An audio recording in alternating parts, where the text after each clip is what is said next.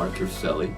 I am a recording and mixing engineer. I also do live sound, and I happen to be a lover and collector of ribbon microphones. And I'm the chief engineer at Eastside Sound, which is the oldest studio in New York City, together with Electric Lady. We celebrated 50 years this year. Wow. And the original owner of the studio, Lou Holtzman, who opened it in 1972, owned an RCA KU3A, which became one of my favorite microphones to use. And after many years of using it, I convinced him to let me buy it from him. I've been the chief engineer there for, 15 years, almost 20. I started as an intern, worked my way up. And Lou is in his 70s, is slowly retiring. He just sold the studio to a new owner 2 or 3 months ago, a Chilean film composer, Andres Polak, he's really the one taking the studio into the future. But I've been the person that's been there for the longest, that knows the studio the best, and I have all my gear there, which includes a quite sizable mic collection with a lot of ribbons in it. But I also have an Eve console and speakers and tons of other stuff. So it's basically my home. It's where I make the records. When did you have that moment that you were going, oh, I can record? Well, this is kind of fun. Were you like 10 years old and someone had a Webcore wire recorder? No, you're not that old. This was still in Italy, and I must have been around 15 or 16 when I started recording the rehearsals of my band.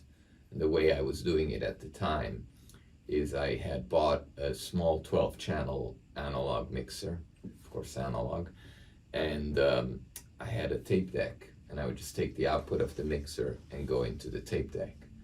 And then I would have 2 tape decks, like regular cassette tape decks, and just feed one back into the mixer and record into the second so I could do an overdub.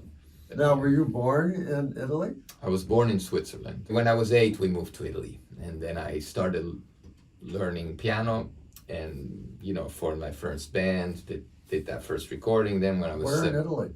In Puglia, the heel of the boot, all the way down southeast. Yeah. Okay. On a clear day, we can almost see Albania.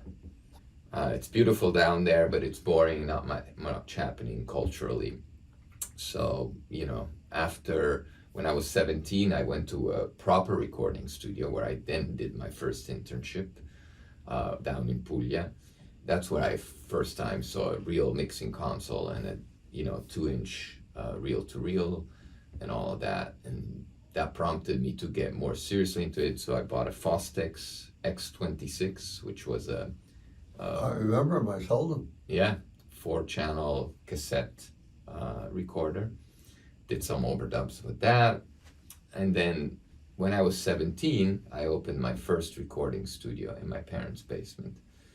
I had an analog 32-channel inline console made by a guy called Argentini, who's kind of like you in the sense that he's been around and he knows his stuff, and he's still around and doing his stuff. And he used to make all the audio equipment for Rai, which is the Italian broadcast channel. And his last name is Argentini, and so his brand is Argentini. And I recently found out that he still makes equipment. He has a new website. He's making compressors and preamps and stuff like that. But at the time, I had a 32-channel analog console from him with a modded MIDI automation, so you can do kind of VCA, automated VCAs via MIDI. My first recorder was I think it was a Fostex G16S, which was a 1/4-inch tape, 16 channels with Dolby S.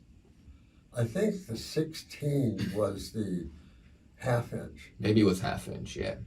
You've been recording at a real studio, i.e. someone who had a 2-inch, and that is a real studio. That's as soon as you're starting keeping 2-inch machines running, you're doing a lot. Yeah. Most people are really spoiled by digital, Mm-hmm. and they don't have any idea how many things we were juggling, Yeah. spinning plates to try to make this stuff Yeah. just seem transparent. Absolutely. But you came from that. I came from that, although it was kind of the end of that era and the beginning of digital when I really got seriously into engineering. So I had a few years of crossing over, so to speak. Mm-hmm. I started in Italy. I never could afford a 2-inch machine myself, so I had this Fostex G16S, which was a half-inch 16-track with Dolby S.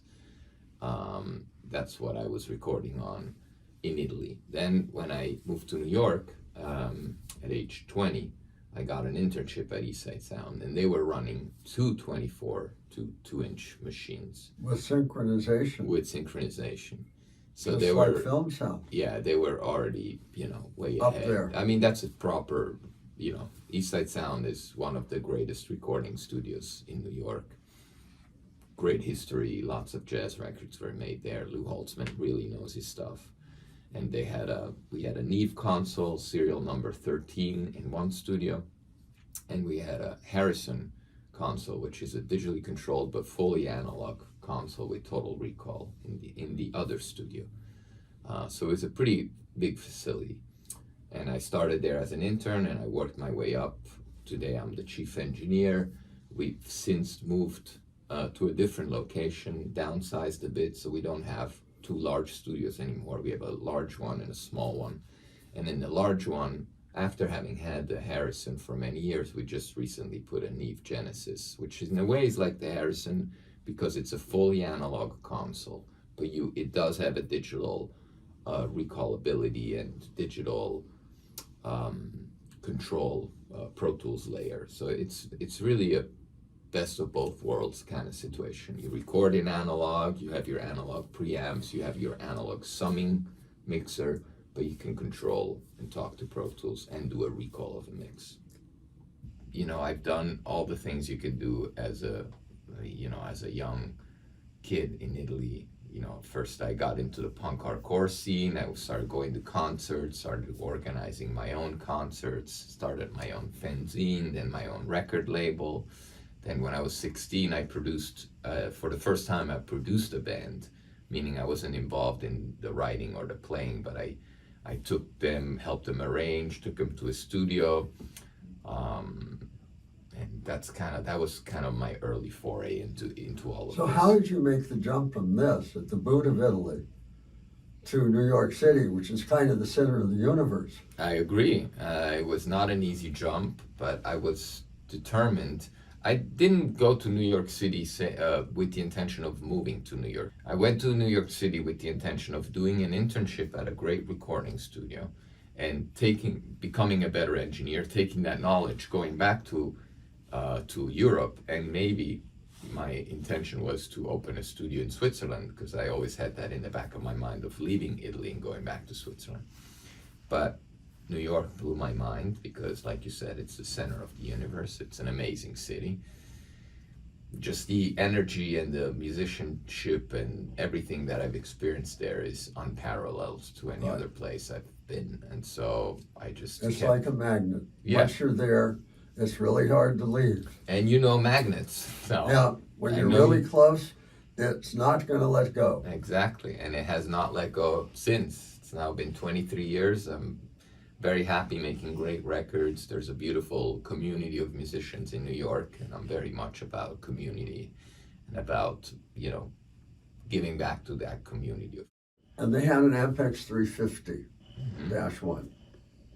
Is that different than the 351?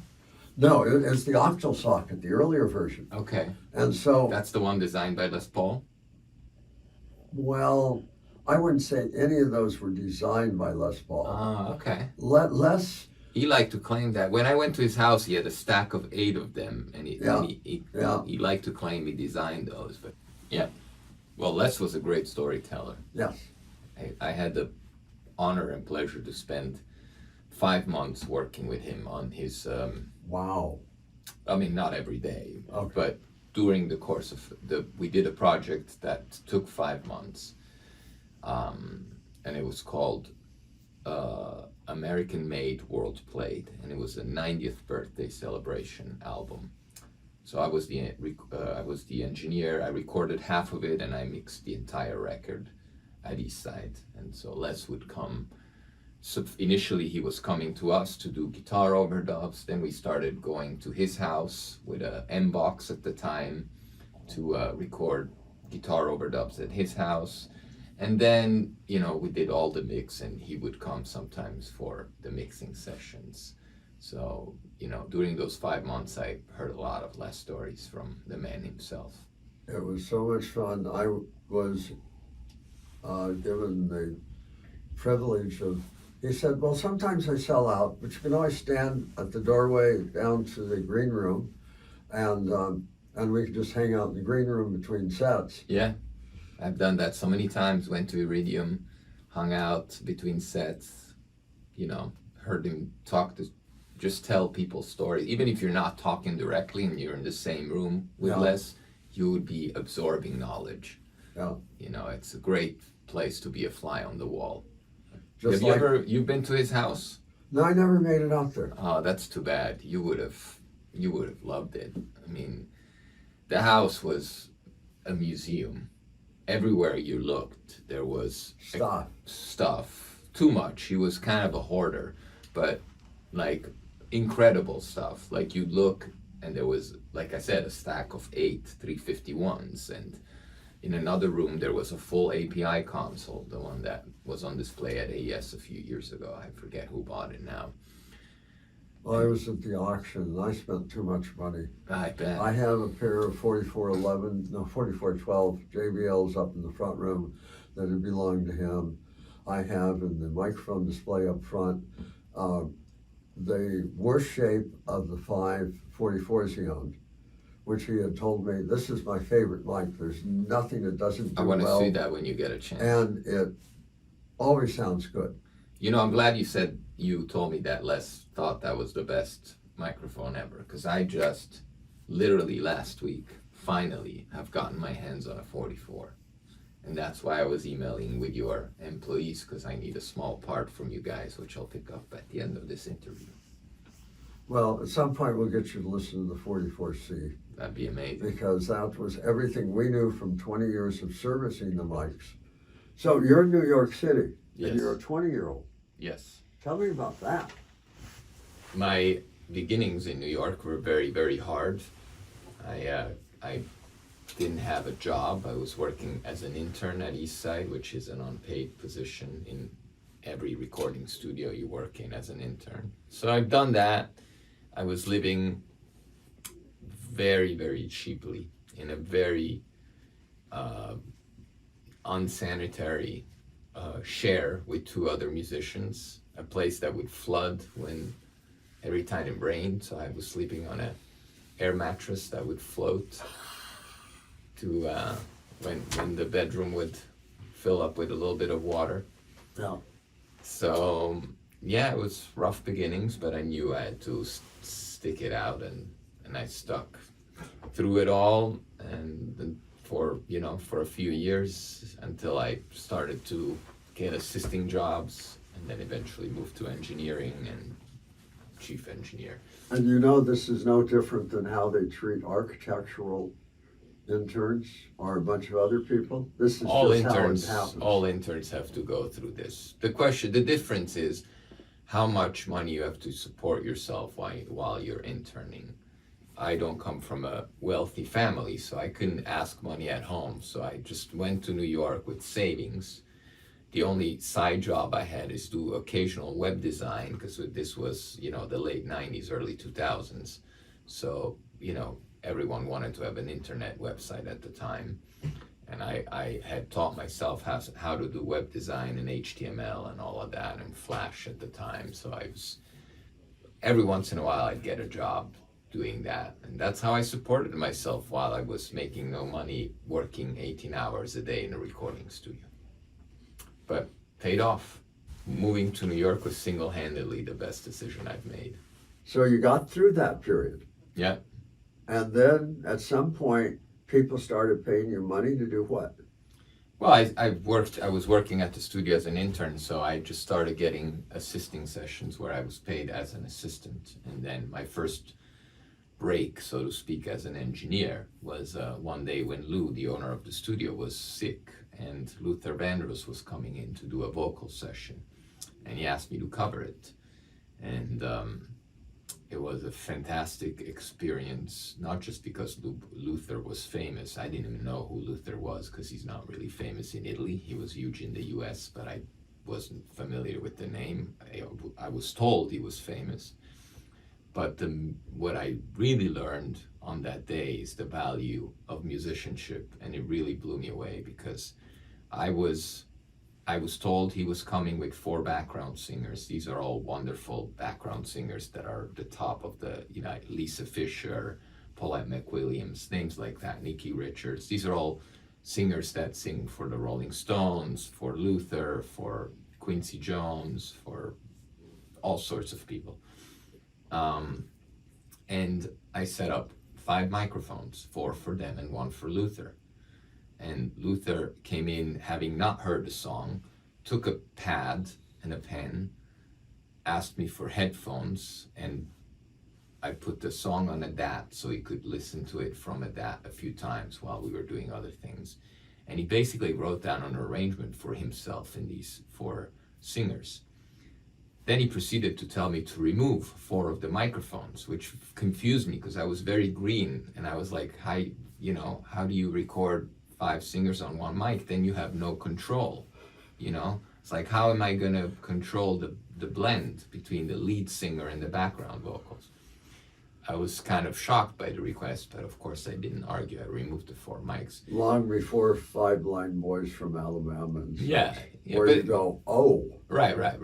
Yeah, I mean, yes, 100%. But also they were background singers. So I thought, I was afraid they would be too forward in the mix, and I would have no way to address that or fix that.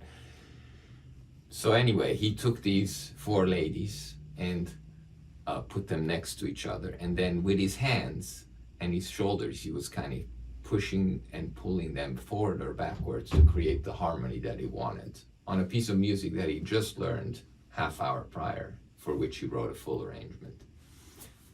That was a testament of true musicianship, which kind of blew me away. And that was the moment where I knew I want to do this for life. I mean, I already had figured it out, but at that point I was like, I want to do this for life, and I want to do it in New York, and I want to do it with musicians like that, because we don't have musicians like that in Italy,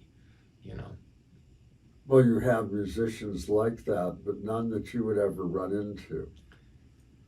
The musicians in Italy, there's some great musicians, but there's nothing, I've never witnessed anything like that session with Luther. There's talented musicians everywhere.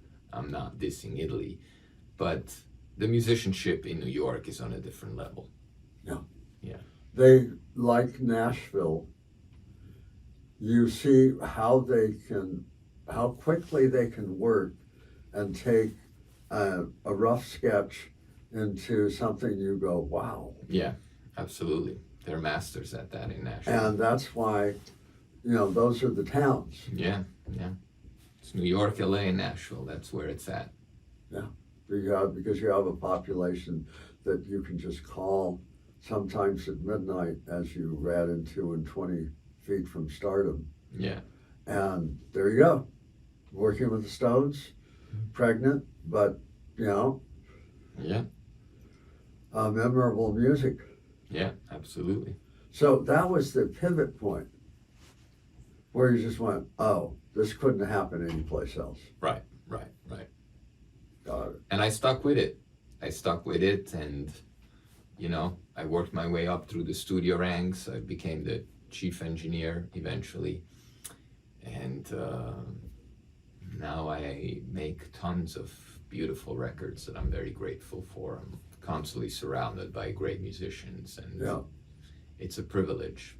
It's a true privilege to be in the presence of these people making these records, and these professionals are just on a level that's hard to explain to somebody outside, because somebody outside just hears the final product. And yes, of course, you realize the final product is great, but if you see the subtleties and the intricacies that happen to create that final product, and you can be a witness to that, that's a true privilege that we have as recording engineers. As close as I see that happening for the public is live. Yeah. And that's why I'm really excited that you do live. Yeah, I love doing live. I was talking to some Nashville people who mostly moved over towards, they do mastering. Yeah. And I said, can you ever tell which mics the thing started with?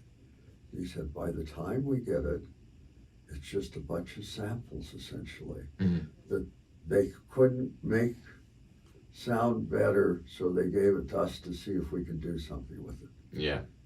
And we can't, often it's been mashed in the box so much, we have no idea where they really started with. Right, of course. And that the only place that you could sometimes hear microphones as they sound tends to be these huge sound systems.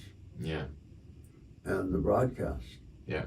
Because if you can keep people from saying, oh, just because you have 32 channels of something that says it's an 1176 or an LA2 doesn't mean it's a good idea to put one on everything. Absolutely. Because it kills it.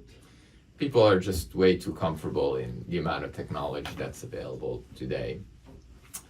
It almost hinders creativity oftentimes, but you know, like you said, live is where you can really hear what musicians are all about. And you know, on a gig like the one I had yesterday, mixing the Grammy premiere, you work with a house band led by Cheche Lara. It's one of the best, you know. Cheche is a fantastic musical director, and the house band is just so good that for me, it's just a pleasure to mix them, you know. Yeah. Every cue when they say, and the Grammy goes to, and they say the name, Cheche comes in with the band, and it's the best part of the show.